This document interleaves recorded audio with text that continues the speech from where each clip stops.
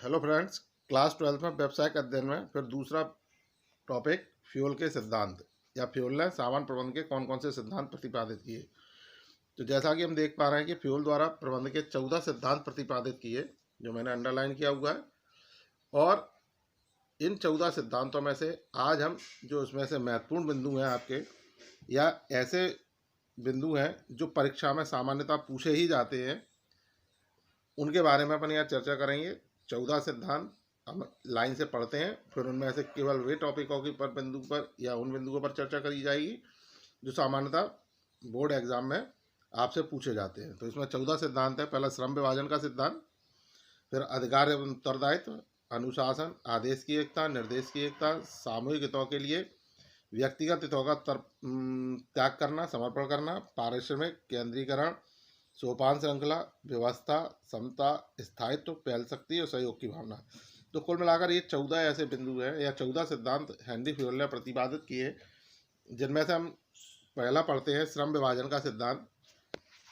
तो श्रम विभाजन या कार्य विभाजन का अर्थ होता है कि व्यक्ति की योग्यता यानी श्रमिक या हमारे जो कर्मचारी हैं उनकी योग्यता या क्षमता के आधार पर कार्य को बांटना, कार्य का बंटवारा करना,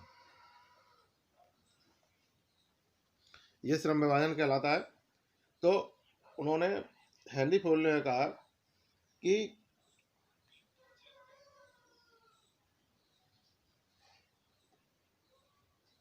तो कुल मिलाकर उन्होंने ये बताना चाहा कि जो श्रम विभाजन है उससे हम अपने कार्य की कुशलता को बढ़ा सकते हैं, हम अपने उत्पादन को बढ़ा सकते हैं, क्योंकि जब व्यक्ति की योग्यता और उसकी रुचि के अनुसार उसको काम दिया जाएगा, वही काम जब वो बार बार करेगा तो वो उसमें विशिष्टीकरण का भी लाभ प्राप्त हो गया, यानी उस कार्य में वो विशेष योग्यता प्राप्त कर लेगा और जिसके कारण वह उस वस्तु का अधिकतम मात्रा में और अच्छी से अच्छी किस्म का उत्पादन करेगा।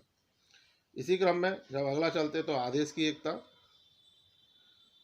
तो प्रत्येक कर्मचारियों को आदेश एक ही अधिकारी से प्राप्त होने चाहिए तथा कर्मचारी केवल उसी अधिकारी के प्रति जवाबदेह होना चाहिए इससे संभावित भ्रम की दशा या विवाद की स्थिति पैदा नहीं होती। इसके अतिरिक्त उत्तरदायित्व का विभाजन अधिक कुशलता से संभव हो जाता है तथा सौहार्दपूर्ण वातावरण बना रहता है। तो इसमें उन्होंने कहा आदेश की एकता, जैसे उसके नाम से ही शो हो रहा है, उसके बिंदु से शो हो रहा है आदेश की एकता। तो यानी जो कर्मचारी है या हमारा जो श्रमिक है उसे केवल एक ही अधिकारी से आदेश प्राप्त होना चाहिए।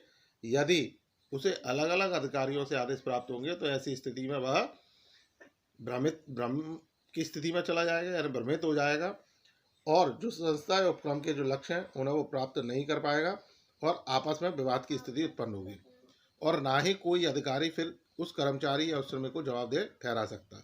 इसीलिए जवाबदेही सुनिश्चित करने के लिए या अपने उपक्रम के अंदर सौहार्दपूर्ण अच्छा वातावरण बनाए रखने के लिए हमें क्या करना होगा, एक अधिकारी को या एक प्रबंधक को एक ही कर्मचारी या एक ही श्रमिक को आदेश देना चाहिए। तो ये होती है आदेश की एकता। ये बहुत इंपॉर्टेंट टॉपिक है, एग्जाम में अलग से 2 नंबर या 3 नंबर में पूछा जाता है। इसी क्रम में है निर्देश की एकता। तो इस सिद्धांत के अनुसार सामान्य उद्देश्य रखने वाले कार्यों के समूह का एक ही नियोजक तथा एक ही उच्चाधिकारी होना चाहिए जो कि उस संबंध में निर्देश दे।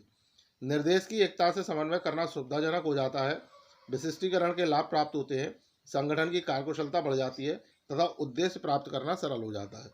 तो ये भी आदेश की एकता की तरह ही निर्देश की एकता है। इसमें भी जो कर्मचारी या जो संगठन समान रूप से कार्य कर रहे हैं या एक जैसे कार्य करने वालों को निर्देश देने के लिए एक ही उच्च अधिकारी होना चाहिए या एक ही प्रबंधक होना चाहिए या एक ही नियोजक होना चाहिए। अगर अलग अलग लोग अलग अलग उच्च अधिकारी उनको निर्देश देंगे तो ऐसी स्थिति में जो समन्वय है, संस्था के अंदर समन्वय करना बहुत कठिन हो जाएगा। और अगर निर्देश में एकता होती है तो समन्वय बहुत आसानी से, बहुत सरलता से हो सकता है और समन्वय होने पर हम विशिष्टीकरण के लाभ को भी प्राप्त कर सकते हैं, जिससे फर्म की कार्यकुशलता बढ़ेगी और उसके लाभों में भी वृद्धि होगी। अगला पॉइंट इसमें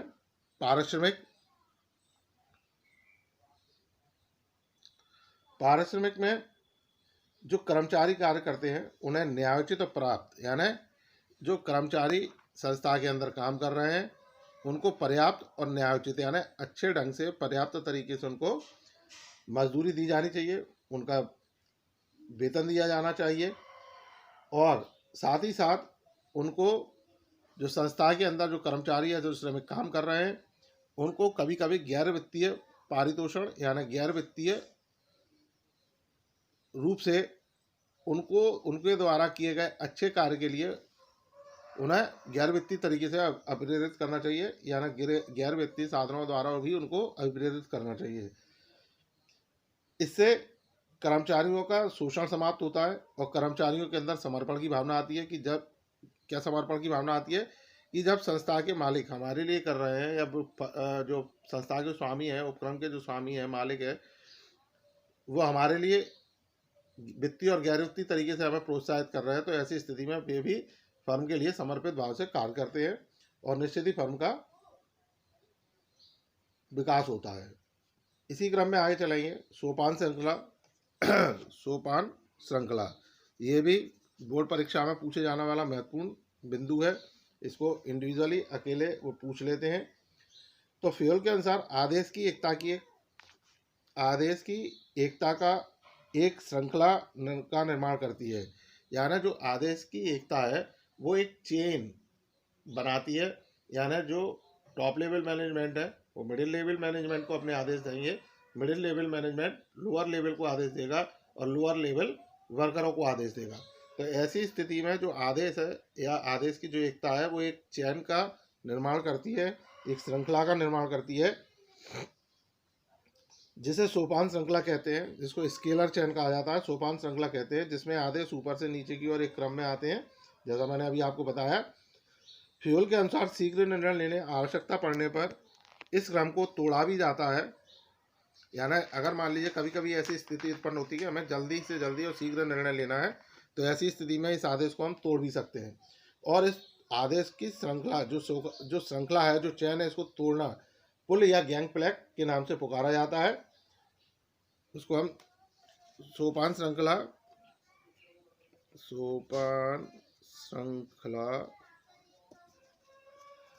को